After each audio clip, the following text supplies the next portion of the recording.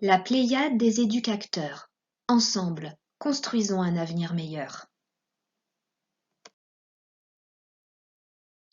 Tout d'abord, bonjour et bienvenue à cette présentation en ligne autour de la discipline positive. Tout d'abord, je me présente, Stéphanie Voutoudoué, je suis mariée, mère de 2 enfants. Je suis professeure en lycée professionnel depuis 2002. J'interviens donc auprès de classes réputées difficiles. Je suis professeure ressource en discipline positive pour l'école et pour la classe et également facilitatrice d'épée pour les parents depuis 2016. Je suis membre d'ADPF, Association Discipline Positive France, membre de PDA, Positive Discipline Association aux États-Unis, et membre d'ICASI, qui est une université d'été en psychologie adlérienne. Je suis responsable du pôle éducatif La Pléiade des éducateurs, c'est donc à ce titre que j'interviens aujourd'hui. Je suis titulaire d'un Master 2 MASH, métier d'adaptation à la situation de handicap, dans le cadre duquel j'ai mené une recherche sur les apports de la discipline positive en termes de bien-être scolaire auprès d'élèves EIP, intellectuellement précoces, d'élèves atteints de TDAH, troubles déficitaires de l'attention avec ou sans hyperactivité, et des élèves multidys. Actuellement, j'entame un parcours doctoral et je mène des recherches en psychologie cognitive et positive. Maintenant que nous avons fait connaissance, je vous propose pour débuter cette présentation une citation d'Albert Einstein que j'aime beaucoup. La folie, c'est se comporter de la même manière et s'attendre à un résultat différent. C'est exactement ce raisonnement qui m'a mené à me former en discipline positive. Je souhaitais une nouvelle relation avec les élèves. En tant que maman, je souhaitais des liens les plus qualitatifs possibles avec mes enfants. Et j'ai ressenti en 2016 le besoin de m'outiller afin de pouvoir faire autrement. Et ces outils, je les ai trouvés grâce à la discipline positive. Au programme de cette présentation aujourd'hui, tout d'abord le souhait de définir rapidement ce qu'est la discipline positive, également comment elle fonctionne et surtout comment elle peut vous apporter des outils et comment ces outils vont pouvoir vous aider au quotidien. Donc je vais avoir un souci de transfert des notions qui vont vous être présentées. La discipline positive, qu'est-ce que c'est? Vous voyez à l'écran actuellement l'ouvrage de Jen Nelson le plus vendu, La discipline positive en famille, à l'école, comment éduquer avec fermeté et bienveillance. Alors, pour définir ce qu'est la discipline positive, je vais d'abord commencer par ce qu'on appelle une définition par empreinte, c'est-à-dire vous dire ce qu'elle n'est pas. La discipline positive, ce n'est pas de la magie. Il n'y a pas de recette miracle en éducation. Si cela existait, ça serait depuis bien longtemps. Ce n'est pas non plus de la sorcellerie et les ouvrages de Jen Nelson ne contiennent pas de formules incantatoires. Et Jen Nelson n'est pas un gourou. Donc la discipline positive, ce n'est pas non plus une secte. La discipline positive ne nous manipule pas, ne nous dicte pas nos actes, au contraire, elle nous offre un espace de liberté incroyable. Et puis enfin, la discipline positive, ce n'est pas non plus un mode d'emploi, ce n'est pas du prêt à éduquer. On ne va pas vous dire, eh bien, il y a des disputes entre frères et sœurs, vous devez agir comme ci, comme ça pour gérer tel comportement. La même chose en classe pour le bavardage, par exemple. On ne vous dira pas en tant qu'enseignant, vous devez faire ceci, cela. Pas question de prêt à éduquer, par contre des transferts d'outils, des apports d'outils qui vont vous permettre, en fonction de la situation, en fonction de votre personnalité, en fonction de vos enfants, de vos élèves, d'actionner tel ou tel outil pour pouvoir améliorer la situation. Maintenant que nous avons vu ce que n'est pas la discipline positive, eh bien, l'ADP, comme l'appellent les initiés, qu'est-ce que c'est? Je vais donc vous proposer de commencer par une découverte d'outils et nous allons donc faire ensemble notre première activité. Cette activité s'appelle l'activité des deux listes. Je vais donc vous demander de vous munir d'un crayon et de 2 feuilles de papier puisque nous allons faire 2 listes. Sur une première feuille, je vais vous demander de lister tous les comportements qui vous poussent à bout. Alors, n'hésitez pas à mettre cette vidéo sur pause et à lister au moins entre 10 et 15 comportements de vos enfants, de vos élèves, en fonction de votre profil, qui vous poussent à bout. Qu'est-ce qui vous énerve? Qu'est-ce qui vous met en colère? Qu'est-ce qui vous met hors de vous? Pour faciliter la rédaction de cette liste, j'ai commencé à vous noter le manque d'écoute. En ce qui me concerne, le manque d'écoute est quelque chose qui peut, aussi bien à la maison qu'en classe, me mettre rapidement en colère. Donc allez-y, notez, prenez le temps, mettez sur pause et listez bien une dizaine de défis ou de comportements qui vous poussent à bout.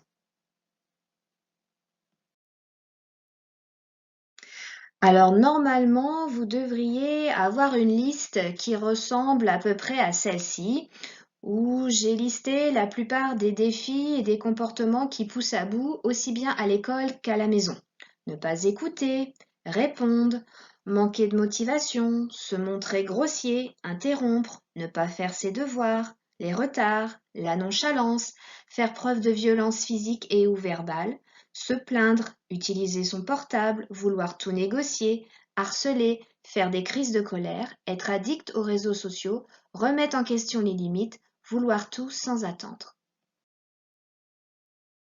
Maintenant, nous allons passer à la deuxième liste. Cette liste, c'est celle que l'on nomme la liste des talents ou des compétences à transmettre ou à faire acquérir en tant que parent ou en tant qu'enseignant. Quels sont les talents, les compétences que vous souhaitez transmettre à vos enfants, à vos élèves? Alors, comme précédemment, j'ai entamé cette liste et j'y ai noté le goût de l'effort, car c'est quelque chose qui me semble primordial, aussi bien pour mes enfants que pour mes élèves. Donc, n'hésitez pas à mettre sur pause et une nouvelle fois à lister une dizaine de talents, de compétences que vous souhaitez transmettre à vos enfants, faire acquérir à vos élèves.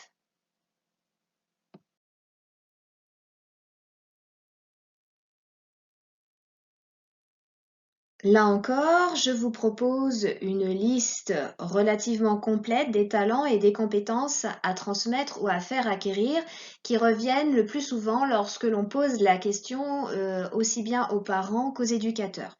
Le goût de l'effort, l'autonomie, l'estime de soi, le sens des responsabilités, l'autodiscipline, la compassion, le respect des autres, la résolution des problèmes, le sens de l'humour, la résilience, la croyance en ses propres capacités, la coopération, la bienveillance, l'empathie, la capacité à se motiver, l'honnêteté, la capacité à être heureux et enfin une conscience sociale.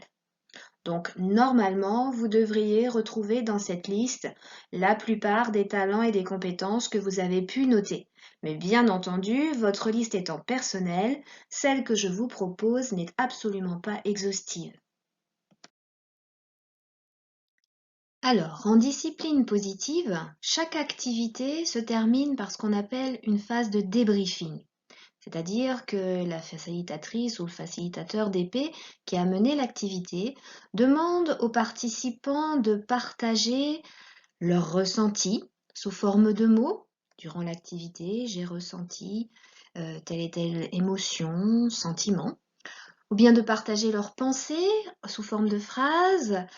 Durant l'activité, eh bien, j'ai pensé à une situation, j'ai eu telle idée qui m'est venue en tête. On demande également aux participants si cette activité les a conduits à prendre une décision, s'il y a une certaine prise de conscience, ou bien un apprentissage. Alors, par rapport à l'activité des 2 listes que nous venons de faire, prenez le temps de comparer vos 2 listes. Lorsque vous regardez la liste des défis et que vous la comparez avec celle des talents et compétences à faire acquérir, Quels sont les ressentis qui viennent en vous? Avez-vous des pensées, des décisions, des points d'apprentissage? Donc là encore, n'hésitez pas à mettre cette vidéo sur pause et à bien analyser ce que cette activité a pu générer en vous.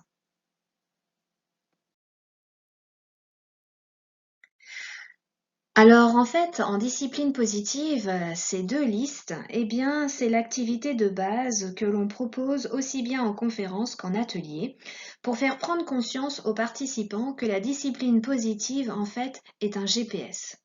Mais alors attention, vous voyez sur l'image que je vous propose, on voit bien qu'il y a deux personnes à bord de cette voiture. Il ne faut pas se méprendre sur la métaphore du GPS. La discipline positive, comme je vous l'ai dit tout à l'heure, n'est pas du prêt à éduquer. La discipline positive ne va pas vous dire tournez à droite, tournez à gauche.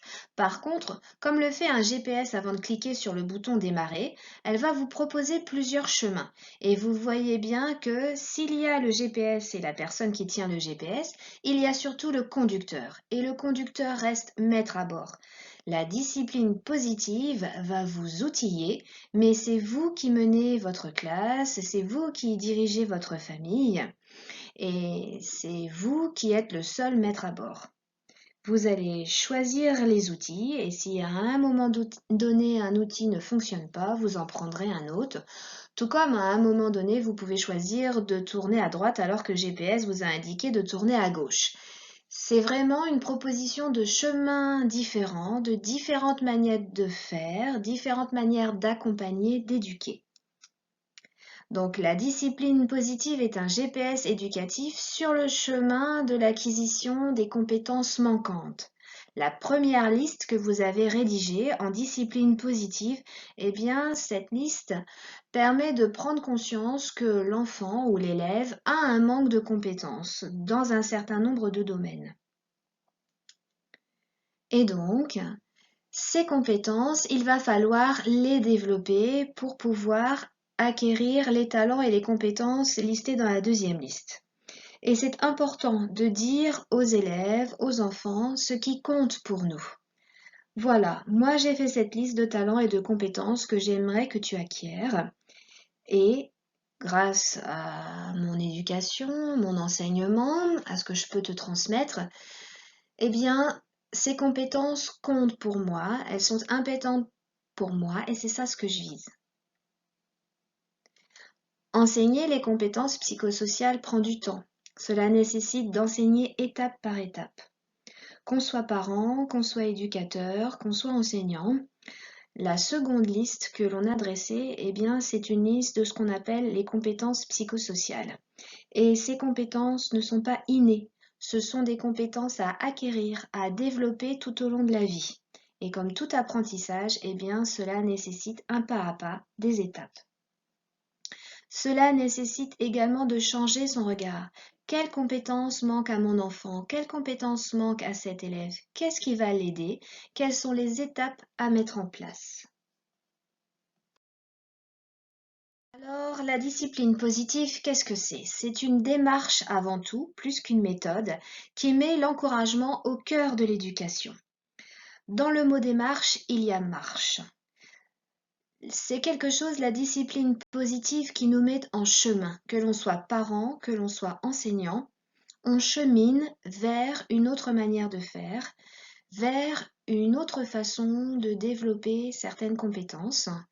Et ce qui va permettre le développement de ces compétences psychosociales, eh bien, c'est avant tout l'encouragement, car Jen Nelson dit que les enfants font mieux quand ils se sentent mieux. La discipline positive, elle repose sur trois principes de base qui sont ce qu'on appelle les trois piliers de la discipline positive, la fermeté, la bienveillance et l'encouragement. La fermeté, c'est poser un cadre. Le cadre en discipline positive, il n'est pas question de le nier. Il est nécessaire, il est rassurant. La fermeté, elle est indispensable quand il y a danger. La bienveillance, c'est accepter les émotions de l'autre ainsi que les siennes, partir du principe que chacun fait ce qu'il peut avec ce qu'il est. Aussi bien le parent, l'enseignant que l'enfant que l'élève. Enfin, l'encouragement, c'est un levier de motivation. Il favorise le changement. La discipline positive est une démarche psychoéducative basée sur l'encouragement, comme on vient de le voir, qui développe les compétences psychosociales et qui génère, au sein de la famille, au sein des classes, la coopération et la motivation. Elle fonctionne comme une boîte à outils dans laquelle chacun peut puiser. En discipline positive, il n'y a pas de leçon à donner, mais il y a un partage d'outils. La discipline positive contribue à développer un climat éducatif, à la maison comme à l'école, fondé sur la responsabilisation, l'autodiscipline, l'estime de soi, le respect mutuel, la coopération, la collaboration, les solutions, la communication.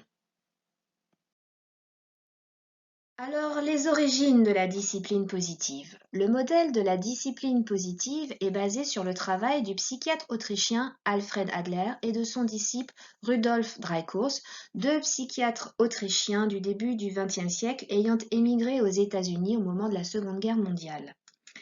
Il y a une quarantaine d'années, Jane Nelsen, docteur en psychologie, et Lynn Lott, thérapeute familiale, ont traduit les pensées d'Adler de façon pragmatique en créant des ateliers pour les parents et pour les enseignants. Pourquoi la discipline positive se développe-t-elle tellement aujourd'hui? Eh bien, comparons ces deux images. Tout d'abord, une famille en 1950 et puis un enfant d'aujourd'hui. Quel constat faites-vous? Eh bien, que la famille du milieu du XXe siècle n'a plus grand-chose à voir avec nos familles aujourd'hui. Même exercice au niveau de l'école. Comparons une école de 1950 avec une école aujourd'hui. Que constatez-vous? Eh bien que là, paradoxalement, mis à part la couleur, peu de choses ont changé.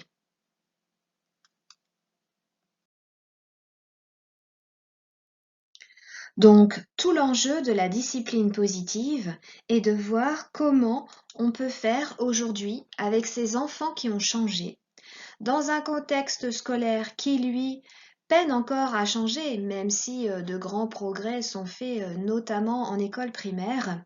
C'est un petit peu moins vrai dans le secondaire et en université. Donc, comment faire pour que ces enfants puissent aujourd'hui s'épanouir aussi bien au sein de leur famille, qui ont beaucoup évolué, qu'au sein du système scolaire, qui lui peine un peu plus à s'adapter. Dans cette citation, Rudolf Dreikurs nous livre en 1964 ce qu'il perçoit de l'évolution de la société et de la famille devenue plus démocratique. Il expose le décalage entre les méthodes éducatives de jadis, périmées, et celles qu'il faut désormais inventer puisque la société a changé. L'évolution de la démocratie a transformé la culture occidentale. Nous avons progressivement réalisé que les hommes sont égaux, et ce, dans d'autres domaines que la loi. Il en résulte que la démocratie est devenue plus qu'un idéal politique et représente a way of life, un mode de vie. L'impact de la démocratie et son évolution rapide rendent caduques nos méthodes d'éducation traditionnelles. Très sensibles à l'environnement, les enfants réalisent rapidement qu'ils ont les mêmes droits que tous et ne supportent plus le rapport de force mal équilibré de bourreau à victime. La crise actuelle provient de ce que les parents ont assoupli des méthodes périmées qu'ils n'ont pu remplacer par des principes adaptés à un système social démocratique. Tout l'enjeu de la discipline positive va donc être d'acquérir des outils pour adapter les méthodes éducatives aussi bien à l'école qu'à la maison. Alors, la discipline positive, elle est aujourd'hui universelle. Il y a des associations de discipline positive partout dans le monde, particulièrement en Chine, en Amérique latine et bien entendu aux États-Unis, puisque la discipline positive vient des États-Unis. Donc les associations sont présentes sur tous les continents, les ouvrages sont traduits dans plus de 25 langues et les médias parlent de plus en plus de la discipline positive. Une seconde activité qui s'appelle Fais, ne fais pas. Très rapide. Cette activité montre l'importance de dire ses attentes.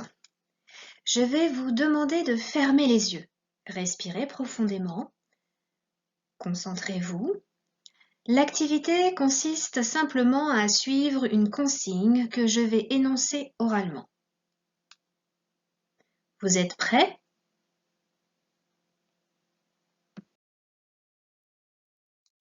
Voici la consigne. Ne pensez pas à un éléphant rose. Que s'est-il passé? Eh bien, je vous le donne en mille, vous avez visualisé un éléphant rose.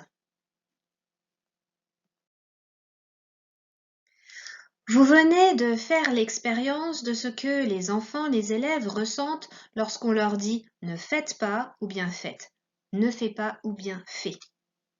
Cette activité pointe l'importance de dire aux autres, enfants, élèves, collègues, etc., ce que nous attendons d'eux plutôt que ce que nous ne souhaitons pas qu'ils fassent. Lorsque je vous ai dit ne pensez pas à un éléphant rose, eh bien automatiquement vous avez d'abord commencé par visualiser un éléphant rose. Alors en ce qui concerne le cerveau et la négation, parfois on lit ou on entend des choses qui sont fausses. L'enfant comprend très bien la négation et ce très tôt. Maintenant il faut faire une différence entre la négation qui émane de soi et la négation qui émane d'autrui et que l'on fait sienne. Très tôt, un petit, avant même de pouvoir parler, est capable de refuser un biberon, de faire non de la tête.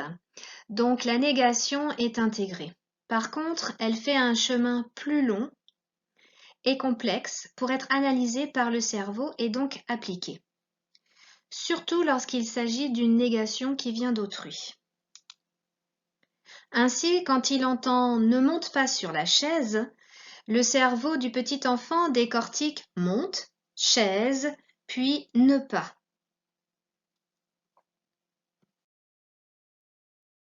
De plus, l'enfant étant dans la pulsion, la réaction physique est plus rapide que l'analyse cérébrale. Il va donc immédiatement monter sur la chaise.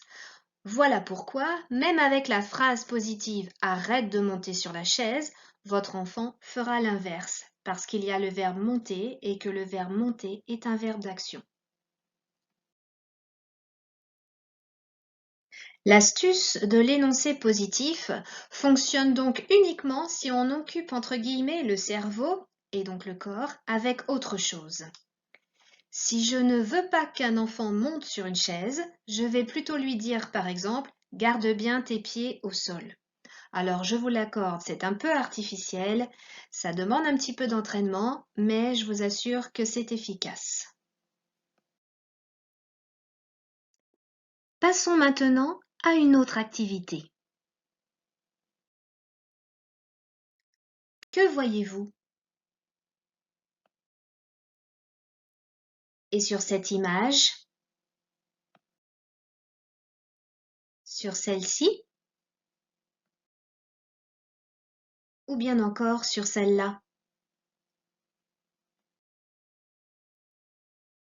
Nous ne voyons pas tous les mêmes choses. Vous avez tous interprété les images d'une manière différente. Vous venez donc de faire l'expérience de la distinction entre réel et perception du réel. Ce que vous voyez et ce que vous percevez du réel. Ce que je vois ou ce que l'on me donne à voir n'est peut-être pas ce que l'autre voit ou ce qui lui est donné de voir. Donc ce que je vois n'est pas forcément la même chose que ce que mon enfant voit, que ce que mon élève voit. La discipline positive invite à faire un pas de côté, à changer de point de vue, à poser un autre regard sur la liste des défis que nous avons faite en début de présentation. En discipline positive, cette liste des défis, eh bien, c'est ce qu'on appelle la liste des comportements inappropriés Et ces comportements inappropriés ne sont pas des bêtises, ce sont simplement la manifestation d'un manque de compétences qu'il va falloir combler. Alors, en ce qui concerne la psychologie adlérienne, qui est la base théorique de la discipline positive. Selon Alfred Adler, l'être humain fait d'abord des expériences. De ces expériences, il tire des ressentis, des perceptions. Je vois, j'entends, je ressens. Eh bien, le bas blesse lorsque ces perceptions, ces ressentis sont traduits en croyances. Je pense que.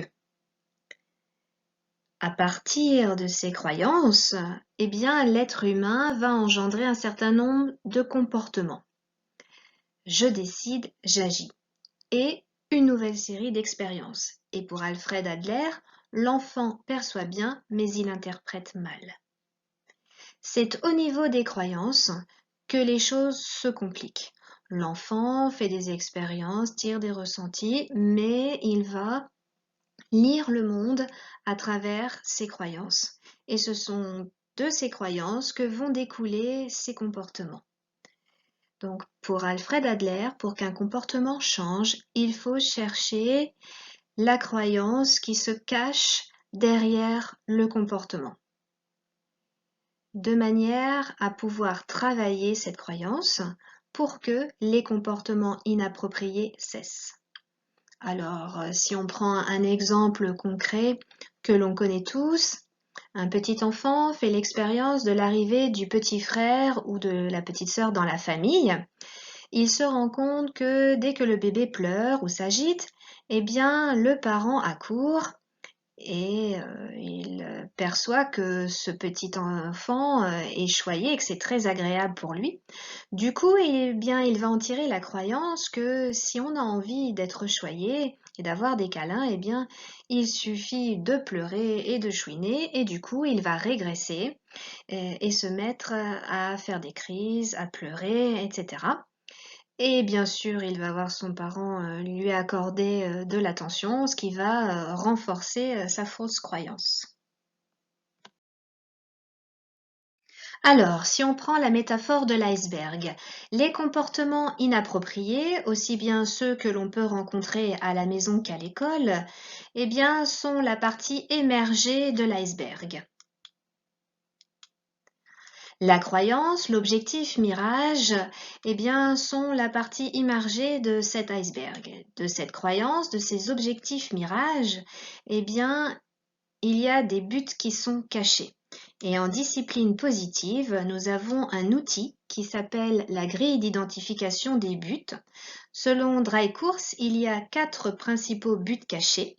Accaparer l'attention, obtenir un traitement de faveur, prendre le pouvoir, prendre une revanche, confirmer sa croyance d'incapacité ou bien de capacité.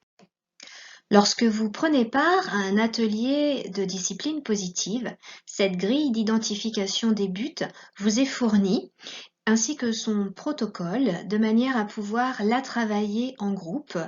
On apprend à cheminer au travers de cette grille à partir de son propre ressenti en tant que parent ou en tant qu'éducateur. Et cela permet de travailler l'objectif mirage qui se cache derrière le comportement de manière à faire en sorte que les comportements inappropriés de l'enfant ou de l'élève cessent. Et donc, cette grille propose un certain nombre d'outils, aussi bien en préventif qu'en curatif, c'est-à-dire au moment où le comportement inapproprié se manifeste, de manière à pouvoir régler la situation. Eh bien, pour clore cette présentation, en guise de conclusion, je vous propose de revoir les 6 outils que j'ai pu vous transmettre aujourd'hui. Tout d'abord, la discipline positive en tant que GPS éducatif et l'importance de montrer aux enfants, aux élèves, le chemin que l'on souhaite leur faire parcourir, de leur lister les compétences que l'on vise pour eux. Deuxième outil, la fermeté, la bienveillance, l'encouragement, qui sont les 3 piliers de la discipline positive et qu'on apprend à développer au cours des ateliers. Autre outil, celui du cerveau et de l'impact de la négation sur le cerveau. L'importance de dire aux autres ce que l'on attend d'eux avec l'activité faire, ne pas faire. L'importance aussi de formuler les choses de manière positive. Également le cycle adlérien, qui est la manière adlérienne d'analyser le comportement humain, de décrypter le comportement humain. Et puis, enfin, dernier outil, à travers l'activité Je vois, l'importance de changer son regard et d'avoir conscience que ce que nous percevons n'est pas le réel, mais une perception du réel, et que c'est en fait le réel vu à travers nos yeux, à travers notre histoire, à travers notre personnalité, et que ce que l'on voit n'est pas forcément ce que l'autre voit, ce que l'enfant voit, ce que l'élève voit. Si vous avez besoin, n'hésitez pas à faire appel à moi. Vous pouvez me contacter via LinkedIn ou bien m'adresser un email à l'adresse educeco@yahoo.com. Je vous invite également à nous suivre sur Facebook et à vous rendre sur le site leséducateurs.fr afin d'y découvrir les stages, formations, conférences et ateliers que nous proposons.